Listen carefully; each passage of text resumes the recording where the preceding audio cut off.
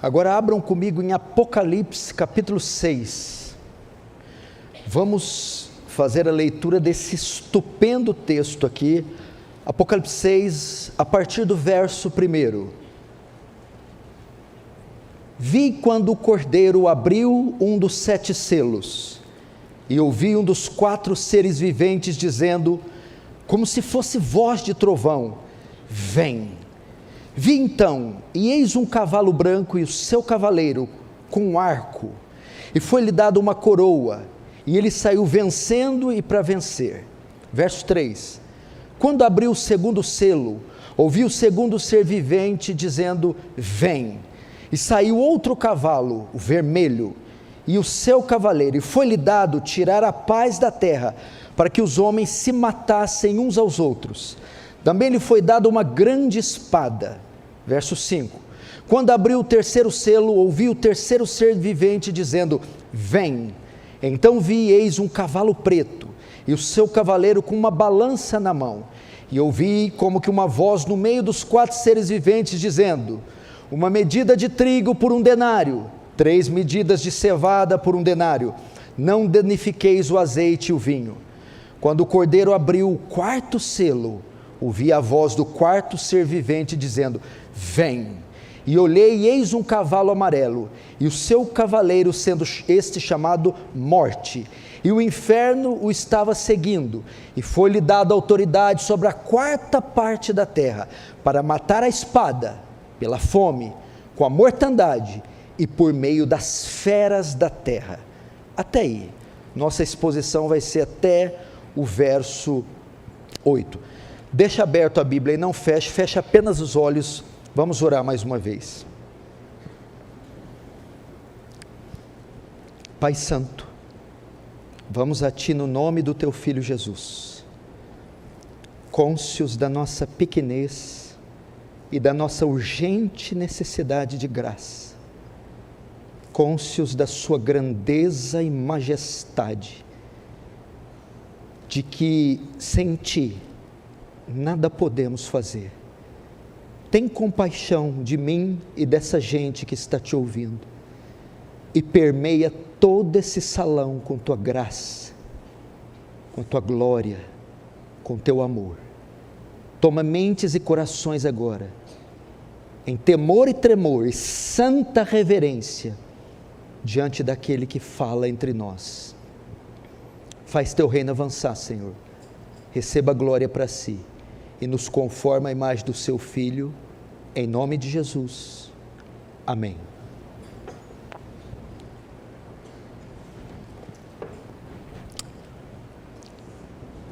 Preste atenção aqui, irmãos, a maioria de vocês nunca ouviu o que vocês vão ouvir aqui essa noite. Nós estamos diante de um dos textos mais fortes e mais aterrorizantes de toda a Escritura. Vai ser uma mensagem bem tensa, porém verdadeira, bíblica, oportuna, pertinente e atual. E para que você extraia o melhor do que vai ser dito aqui, é necessário sua concentração e a sua reverência. Estamos diante de palavras sagradas, não estamos aqui diante de uma mera palestra, mas é a pregação da santa palavra de Deus. Nós vamos continuar hoje com a série de exposições no livro de Apocalipse, e hoje nós vamos entrar na abertura dos selos. O Cordeiro tomou o livro da mão do Pai, e agora ele vai desatar, romper, quebrar os selos e abrir o livro. O Apocalipse é dividido em 7 visões que João tem. Ele está preso na ilha de Patmos, o apóstolo João. Ele tem 7 visões diferentes e ele vai relatando ela em um livro. Nós já tratamos da primeira visão, onde ele vê o Cristo glorificado. Agora nós estamos na segunda visão. Você sabe que João vê o céu e vê uma porta, e ele é convidado a entrar.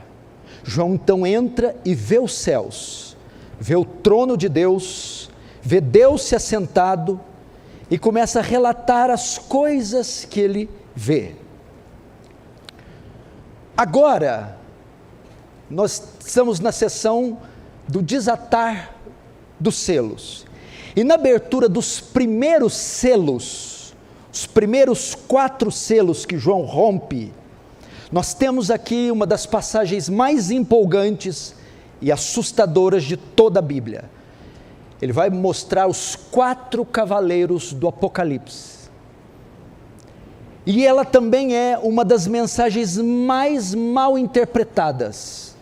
Muitas pessoas não sabem interpretar o livro de Apocalipse, entender que ele é simbólico, alegórico e não literal. João usa aqui para ensinar o seu público figuras, imagens, símbolos. Agora, para nós sabermos como interpretar esses 4 primeiros selos, os 4 cavaleiros do Apocalipse, nós precisamos voltar um pouco. Voltar aí na sua memória, você que acompanhou a série. Do capítulo 1 ao 3, Cristo está no meio da sua igreja. Ele está examinando ela, corrigindo ela, consolando ela. Ele é apresentado como Senhor da igreja. No capítulo 4, João vê Deus sentado no trono e sendo adorado pelos 24 anciãos e 4 seres viventes. Eu já expliquei o que é. Mostra Deus no trono tendo controle de tudo, controle da terra. No capítulo 5 ocorre o que? Jesus morre na cruz, ressuscita, sobe aos céus e ele vai ser coroado. Nós temos no capítulo 5 a coroação de Cristo nos céus após a sua vitória na cruz. O reino agora é plenamente dele e ele recebe como prêmio pela sua vitória na cruz, o livro, o pergaminho, com 7 selos. O que é este livro? É a história do mundo, a história da humanidade. É desde os primórdios, todos os fatos, relatos, estão contidos naquele livro. E ele é dado, o Pai dá para o Filho, para o Cordeiro, para Cristo. Isso está no capítulo 5, Apocalipse 5, versos 7 e 9, eu vou ler. Veio, pois, Cristo e tomou o livro da mão direita daquele que estava sentado no trono. Digno és de tomar o livro e de abrir-lhe os selos, porque foste morto e com teu sangue compraste para Deus os que procedem de toda tribo, língua e nação. Então, capítulo 5 é isso. Cristo vence e recebe por direito a autoridade, o governo, o domínio da história, dos acontecimentos. Isso através de receber o livro. Só que tem um problema. Esse livro, esse pergaminho está lacrado, fechado com 7 selos. A ideia é plenamente fechado. A história está ali fechada. É então que nós entramos no capítulo 6, texto que eu li. Vamos tratar do quê? O Cordeiro, Cristo, começa a romper, selo após selo. Ele começa a desatar, quebrar, abrir. E ali está contida, de modo que enquanto ele rompe os selos, o livro vai se abrindo. E lá está contida as revelações de Deus, que são os juízos de Deus para essa terra em pecado, e as vitórias do seu povo, da sua igreja. O livro mostra poderes que atuarão diante da história. E os 4 primeiros selos que o Cordeiro rompe são destinados aos 4 cavaleiros do Apocalipse. Vamos começar então no verso 1. Vi quando o Cordeiro abriu um dos 7 selos, e ouvi um dos 4 seres viventes dizendo, como se fosse voz de trovão, vem. Preste atenção. Lembre-se que João está no céu. Ele está vendo coisas no céu. Ele está vendo de um lado o trono, Deus assentado. Ao redor tem 24 anciãos, Os cristãos do Antigo Testamento e do Novo, a totalidade da igreja está lá no céu. Os 4 seres viventes, a criação, o cosmos redimido, céus, terra, água, tudo redimido, está adorando. De repente chega e aparece alguém, um cordeiro como tendo sido morto. João vê que ele se dirige até o trono. Quem está sentado no trono está com um rolo na mão. Então esse cordeiro vem e toma da mão do que está sentado o rolo, o livro. Então ele vê agora que o cordeiro começa a desatar e pá! Desata o primeiro selo. Aqui nós temos a primeira lição. O controle da história está nas mãos de Deus, está nas mãos de Cristo. João quer passar a ideia para os seus leitores, porque eles estavam debaixo do quê? Do jugo do Império Romano, era César que estava no poder, e o império mais poderoso reinando, Roma, que estava esmagando os cristãos. Então, João quer mostrar para eles, não, quem está no controle de tudo é Cristo, e não César. Segundo lição que aprendemos aqui, os acontecimentos que estão descritos no livro, no rolo que está sendo rompido, não são para o futuro longínquo, é só lá quando o fim do mundo acontecer. Não, eles vão da primeira até a segunda vinda de Cristo. Eles já aconteceram e continuarão a acontecer e se intensificar.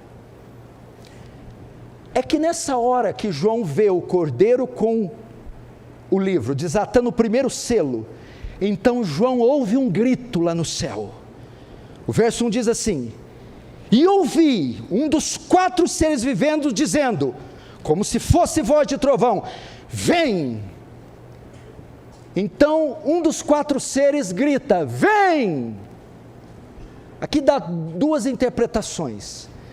A primeira, ele está chamando João, João, agora que o primeiro selo foi desatado, vem e veja o que ele vai mostrar. A segunda interpretação, mais óbvia, é que um dos seres viventes, agora que o selo é rompido, chama o primeiro dos 4 cavaleiros, vem, chegou a sua hora de sair e de cavalgar pela terra. Que cavaleiros são esses? Vamos começar. O verso 2 vai falar do primeiro cavaleiro, mas eu vou deixar ele por último, e você vai saber por quê. Nós vamos começar no segundo cavaleiro, verso 3. Quando abriu o segundo selo, ouvi o segundo ser vivente dizendo, vem, e saiu outro cavalo, vermelho, e o seu cavaleiro. Foi-lhe dado tirar a paz da terra, para que os homens se matassem uns aos outros. Também lhe foi dado uma grande espada. João então vê o cordeiro abrindo o segundo selo, e ele vê um cavalo e um cavaleiro vermelhos. Qual é o significado desse cavaleiro vermelho? A interpretação mais adequada é que ele é o cavalo da guerra, é a guerra. A Bíblia diz que foi dado a esse cavaleiro o poder de tirar a paz da terra. Diz que o fim dos tempos seriam marcados por conflitos armados, guerras e rumores de guerras. Nos últimos tempos, as nações, o mundo, seria marcado por intensas e sucessivas guerras, tempos de conflitos, de turbulências, aquilo que tiraria a paz, países sem paz, e sem essa paz, envolvidos em conflitos, o resultado da guerra, invariavelmente, é morte. Porque o texto diz assim, foi dado tirar a paz da terra, para que os homens se matassem uns aos outros. Por isso o cavaleiro é vermelho. O vermelho aqui é do sangue derramado em razão das guerras. O Senhor, quando desata o selo, mostra que o fim dos tempos iam ser marcado por mortes. conflitos armados, guerras entre países, entre fronteiras vizinhas, bombas, genocídios, atrocidades marcariam esse tempo. Mas agora, contra quem seria feita essas guerras? Primeiro, contra aqueles que rejeitam o evangelho da paz.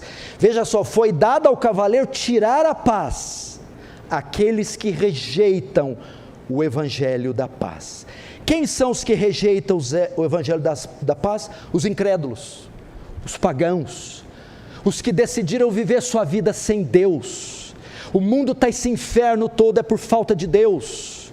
O mundo está esse caos todo é por falta de Deus. Não adianta uma reforma fiscal, agrária, econômica, não adianta substituir presidentes, monarcas, não adianta distribuição de renda, isso não vai funcionar, porque o problema não está no ambiente, está no coração, é o coração do homem que é mau, e a única cura para o coração é Deus, é Cristo. E como punição por terem se voltado contra Deus, zombado a Deus, blasfemado a Deus, Deus entregará esse mundo às guerras. Eles se matarão uns aos outros em uma ira insana, desenfreada, que ninguém vai poder controlar. É assim. Como você me explica essa guerra entre Ucrânia e Rússia? Ela é ridícula. Ela não tem fundamento. É a morte pela morte, é o poder pelo poder. Guerras. Você, se tem mais de 40 anos, lembra de tantas guerras no Golfo, guerra no Pacífico, você vai se lembrar da Guerra Fria, tantas outras guerras. Os juízos de Deus serão derramados nessas nações que aprovam aborto, pedofilia, ideologia de gênero, que corrompe as crianças, que estupra, que mata, que corrompe. Então o Senhor permitirá que a guerra alcance num banho de sangue. Esse é o cavalo vermelho. O fim, à medida que o fim se aproxima, o mundo seria dominado por pânico, conflitos, guerras. Contra quem? Primeiro, contra os que rejeitam o evangelho. Segundo, mas não é só contra esses, contra aqueles que pregam o evangelho da paz. Reparem na palavra também. No verso 4 está dizendo aí: também lhe foi dada uma grande espada. Então o cavaleiro está ali vermelho, em cima do cavalo vermelho, e está tirando a paz e matando os homens. Mas a Bíblia acrescenta: também foi-lhe dada uma grande espada.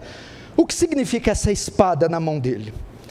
Você sabe que a Bíblia, ela foi escrita na língua grega, para nós traduzida para o português. Para você interpretá-la melhor, você tem que conhecer um pouco do grego. E há duas palavras gregas para espada na Escritura. A primeira palavra é uma espada grande, a espada de guerra, a espada do centurião romano, que ia para a guerra. E a segunda palavra grega para espada é punhal. É um punhal para sacrificar a vítima, ou para decapitá-la, para assassiná-la.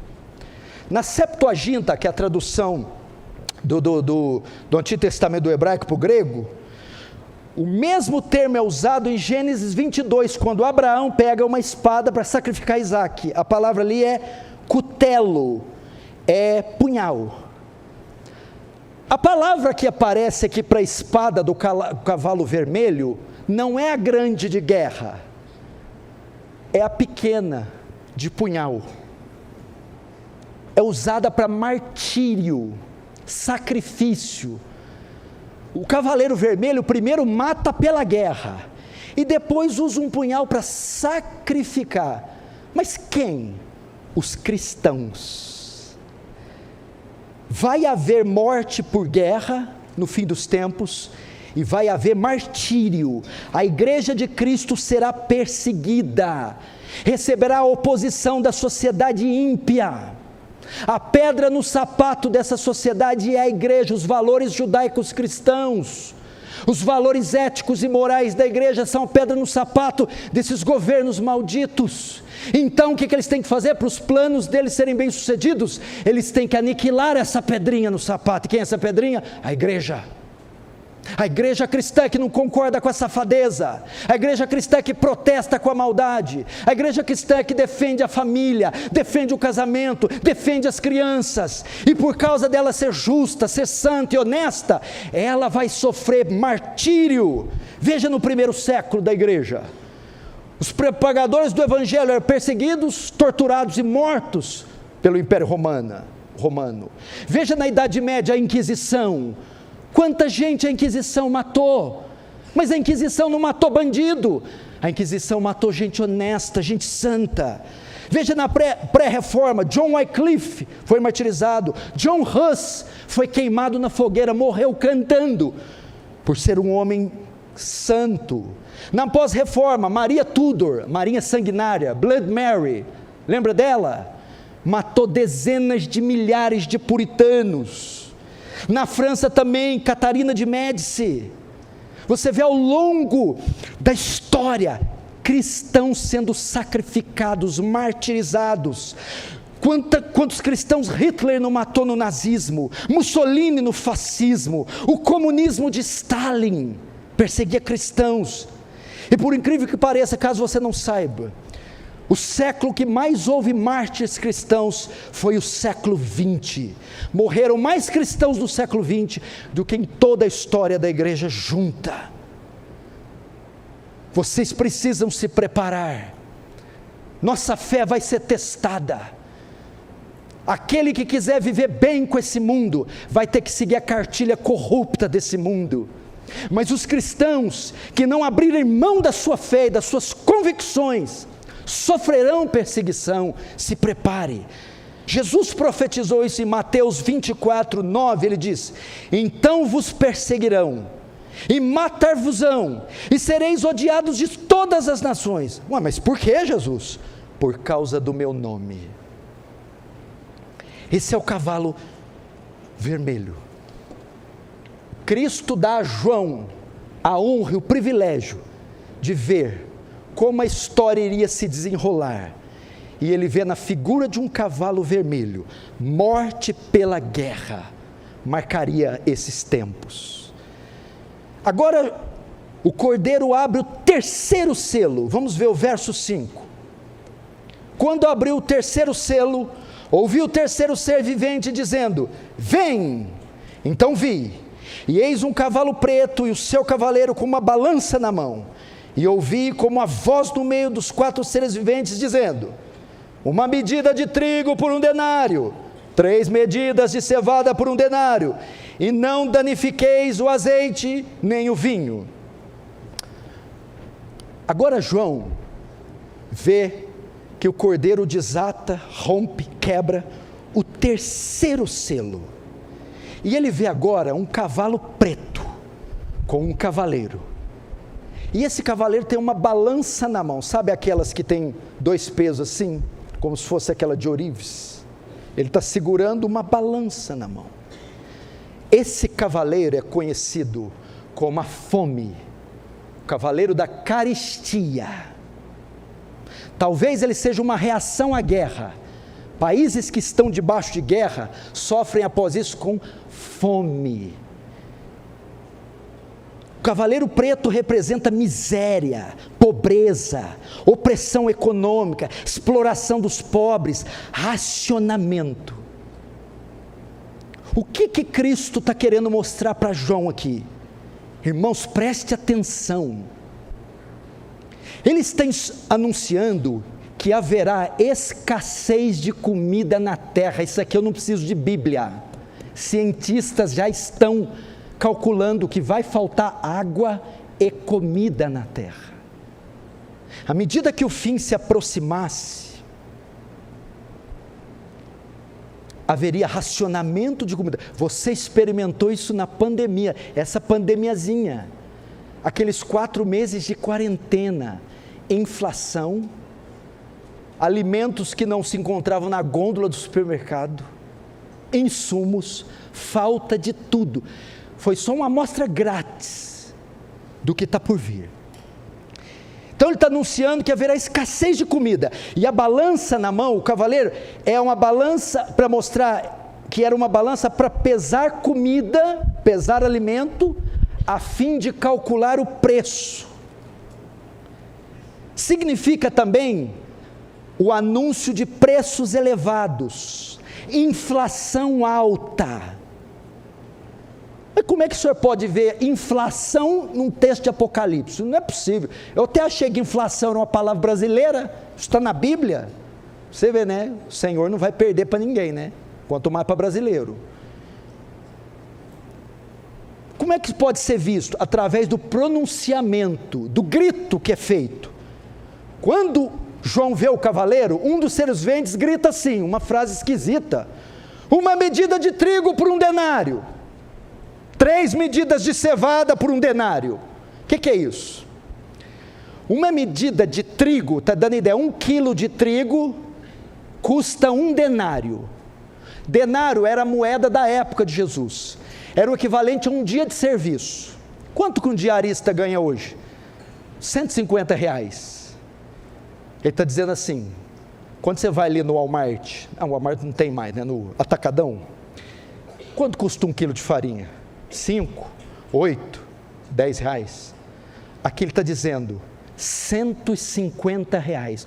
1 quilo de farinha vai custar o equivalente a um dia de trabalho, R$150. 12 vezes mais o preço. E 3 medidas de cevada. Cevada é mais barato que farinha. Não era nem comida para gente, era comida para animais. Cevada devia custar R$1,50. 3 medidas de cevada, também por 1 denário. É como se você comprasse ração, 1 quilo de ração, por R$150. A escassez de alimento viria. E quando está escasso, os produtos hiperflacionam. Seriam tempos muito difíceis. Você também experimentou. 4 meses atrás, a gasolina chegou a alguns estados a R$10 o litro. A carne, os assaltantes estavam pulando as mansões, deixava a joia, o relógio, ia para a geladeira, ia roubar carne, de tão caro que estava. Esse é o cavalo da fome, da miséria. Irmãos, segundo a ONU, Organização das Nações Unidas, 870 milhões de pessoas passam fome no mundo. Isso aqui não é uma profecia para anos, já está acontecendo. O Globo Repórter, ou uma outra matéria, meu irmão fez uma reportagem no interior da Bahia, estou falando Brasil, não preciso de Moçambique, Etiópia, Somália, Índia. No interior do Nordeste brasileiro, crianças sem o que comer há dias e a mãe tendo que fazer uma sopa com papelão, água, papelão diluído e sal. É o cavaleiro da carestia, da fome. Não pense você que esse conforto nosso durará para sempre, que essa vida pródiga durará para sempre. Vai haver tempos de dificuldade. Saiu também, há alguns anos atrás, que a população mundial está se tornando mais pobre. A pobreza está aumentando no mundo e não diminuindo. E esse cavaleiro aqui da fome nos ensina 2 ensinos. 2. Primeiro, eu já disse aqui, vai haver um empobrecimento da população. A fome vai se alastrar nesse mundo. E segundo, a concentração de riquezas ficará cada vez com menos pessoas no mundo. Cada vez menos pessoas e mais ricas. Já dizem que a concentração de todo o dinheiro está na família de 13, está na mão de 13 famílias. Então, olha só, a pobreza ia aumentar e a concentração de riqueza ia diminuir, está na mão de cada vez menos pessoas.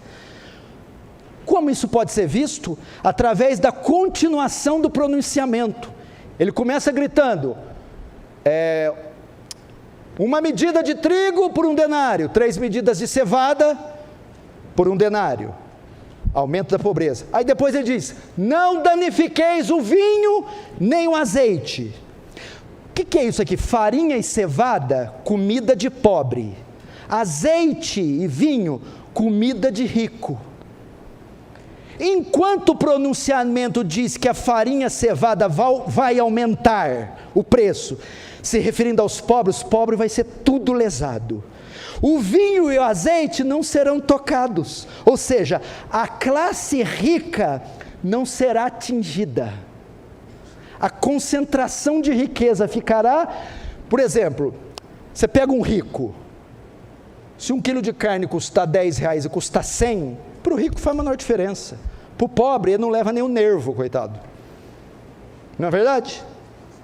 Se o pobre vai comprar um carro, se o rico vai comprar um carro de 50 mil, passou para 100 mil, não faz muita diferença. Para o pobre, de 50 mil para 50 mil e meio, ele já não compra. Aí o cara da concessionária, pode, sem o retrovisor direito, você leva ele? Ou seja, a ideia aqui, meu irmão, é que vai haver isso, e já está acontecendo isso. Nações ricas, para você ter uma ideia, queimam alimentos todos os anos para manter os preços lá em cima. O mundo produz comida para matar a fome de todo mundo. Há desperdício de comida aos borbotões. Mas essas nações, para continuarem no poder e deixarem nações pobres na sua servidão, queimam alimentos para mantê-los lá em cima. Fome. E esse texto também fala da igreja. Por exemplo, no primeiro século, lá no Império Romano, conversão significava perda de emprego, altos impostos, e os crentes passavam até fome. O que o senhor está querendo dizer? Que eles vão chamar você para fazer uma entrevista de emprego. Você é um cara top, formado, instruído, você tem especialidade naquela área. Está analisando o seu currículo, você está 4 meses desempregado, já tem 2 parcelas de aluguel atrasado, o colégio está atrasado e a meninada está reclamando que quer uma comida melhor. Você finalmente arrumou um emprego, está tudo ali, O cara vai te contratar, ele foi com a sua cara, você é o perfil da empresa. De repente, tem uma pergunta ali: qual fé você professa? Ué, pergunta estranha. A fé cristã. Infelizmente, eu não vou poder te contratar. Discriminação, perseguição, esse é o cavalo da fome. Olha o que João está vendo para o futuro. Irmãos, vocês estão numa igreja que não tem um pastor hollywoodiano aqui, porque Hollywood é uma farsa. Hollywood pinta um quadro que não é verdade. As pessoas são tudo ricas, belas, parece que Marilyn Monroe está viva ainda, e é jovem e bonita. Parece que Frank Sinatra ainda canta, New York, já morreu. As novelas da Globo, a teledramaturgia, aliás, aquela emissora, passa uma falsa ideia de vida, de realidade. A realidade não é essa, gente. Nós vivemos numa selva de pedra, em um mundo cruel, que sem Deus não há possibilidade de vencer. Eu não estou aqui para ser politicamente correto, estou aqui para falar da verdade. E essa é a verdade. Agora vamos para o 4º selo, verso 7. Quando o cordeiro abriu o 4º selo, ouviu a voz do 4º ser vivente dizendo: vem! E olhei, e eis um cavalo amarelo, e o seu cavaleiro, sendo este chamado Morte, e o inferno estava seguindo, e lhe foi dada autoridade sobre a 4ª parte da terra, para matar a espada, pela fome, com a mortandade, e por meio das feras. Presta atenção aqui. Agora João vê Cristo com o livro, desatando, o 4º selo. E o que ele vê? Ele vê um cavalo amarelo e o seu cavaleiro. Presta atenção, mas o amarelo aqui não é o que mais chega no que João quer mostrar. A palavra grega para amarelo é chloros, da onde vem a palavra clorofila. A cor do cavalo então era uma cor amarelo pálido, aquela cor de doente. cor de defunto. Já foi num velório e viu a cor da pessoa no caixão? Cor de cadáver. É um amarronzado com amarelo, decrépito, feio, morto. João está vendo o cavalo da morte. E diz que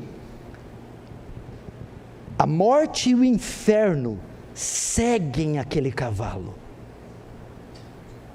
O inferno sempre vem atrás da morte. A palavra inferno aqui é Hades. A morte leva o corpo, o Hades pega a alma. Não é assim? Quando alguém morre, a morte leva para o cemitério, o Hades pega a alma. Tem sido assim ao longo dos séculos. E a Bíblia diz aqui: foi-lhe dada autoridade para ela tirar matar um quarto dos homens. Primeiro você tem que entender que foi dada autoridade a ela. Ela não tem autonomia, foi dada a ela. Ou seja, a morte e o inferno só atuam sobre a autoridade divina. Foi dado, foi conferido, de forma que se não fosse dado, eles não matariam. Mas Deus permitiu isso. Entretanto, será um tempo de muitas mortes. Sabe quantas pessoas morrem por ano no mundo? 54 milhões de pessoas morrem todos os anos. Agora, como virá essa morte? Como esse cavaleiro age? Como é que ele age? João vê aqui que a morte virá de 4 formas. Fala que vai matar a espada, pela fome, mortandade, pelas feras. Primeiro, pela espada. A palavra grega para aquela espada do vermelho era cutelo, era macaira. Palavra grega macaira é o que o cavalo vermelho está carregando. Então, era um punhal para martírio. A espada do cavalo amarelo é ronfaia, é a espada usada na guerra. Ou seja, a primeira forma que a morte, que o cavaleiro vai trazer a morte, é pelas guerras, como a gente já viu. Irmãos, desde Roma, quanto sangue não foi derramado? Você pensa, esse cavalo vai vir quando? Ele já veio desde os primeiros séculos. Veja alguns dados aqui. A Guerra dos 30 anos envolvendo a Ásia, Europa e África, ela foi de 1618 a 1648. Número estimado de mortos na Guerra dos 30 anos, 11 milhões e meio de mortos. Guerras napoleônicas envolvendo a Europa e as ilhas do Oceano Pacífico se deram de 1804 a 1815. O número estimado de mortes, 6 milhões e 500 mil vidas. Olha o cavalo amarelo andando. Olha o cavalo amarelo ceifando vidas. Guerra Civil Russa se deu de 1917 a 1921. Número estimado de mortos, 9 milhões de pessoas. Investidas mongóis envolvendo Ásia e leste europeu, de 1202 a 1472. Número estimado de mortos, 60 milhões. Olha o cavalo amarelo matando pela guerra. Rebelião de An Lushuhan, na China, de 755 a 763, número de mortos 36 milhões. Primeira Guerra Mundial, 1914, 1918, número estimado de mortos 50 milhões. E a guerra mais sangrenta de todas, a Segunda Guerra Mundial, de 1939 a 1945, o número estimado foi 72 milhões. Há quem diga que chega ao número de 100 milhões de mortos. O cavalo amarelo está em atividade há muitos séculos. É isso que João vê. Pessoas morrendo, meu irmão, aos milhões. Só Hitler matou 6 milhões de judeus. Só de judeus foram 6 milhões. Segunda forma que esse cavalo age: primeiro pela guerra, segundo pela fome. Nós já falamos aqui, a ONU publicou que morrem de fome 24 mil pessoas por dia e 9 milhões por ano, todos os anos. O mundo está morrendo de fome. Terceiro, como esse cavalo age? Mata pela guerra, pela fome, pela mortandade. Mortandade aqui é pestilência, epidemia. Jesus profetizou Mateus 24:7, porque no fim, nação se levantará contra nação, reino contra reino, e haverá pestes. Você quer ver se o cavalo amarelo matou gente com a peste? Peste negra, peste bubônica, envolvendo a Europa, 1333 a 1351, matou 50 milhões de pessoas. A tuberculose, de 1850 a 1950, matou 1 bilhão de pessoas. A varíola, de 1896 a 1980, matou 300 milhões de pessoas. A gripe espanhola, de 1918 a 1919, matou 20 milhões de pessoas. Tifo, 1918 a 1922, matou 3 milhões de pessoas. Sarampo, mata 3 milhões de pessoas, até 1963. Malária, 3 milhões de pessoas são mortas por ano. A AIDS, desde que ela nasceu em 1981, quase 30 milhões de mortos até hoje. Esse é o cavalo amarelo. Quarto, diz que mata pelas feras. Você não achou estranho isso aqui, não? Então o cavalo amarelo mata pela guerra, pela fome, pela epidemia, pandemia. E agora pelas feras. Feras aqui dá a ideia do quê? Os cristãos que não se sujeitavam às ordens do império eram jogados aonde? No Coliseu. Quem matava eles? Os leões. O Estado. Muitos serão mortos pelo Estado. Vai lá na Coreia do Sul para você ver. Vai na China comunista. Vai fazer graça nos países muçulmanos. Você é aniquilado. Fim. Pastor, não vai ter nenhuma pontinha de luz aí? Só tragédia, só sangue.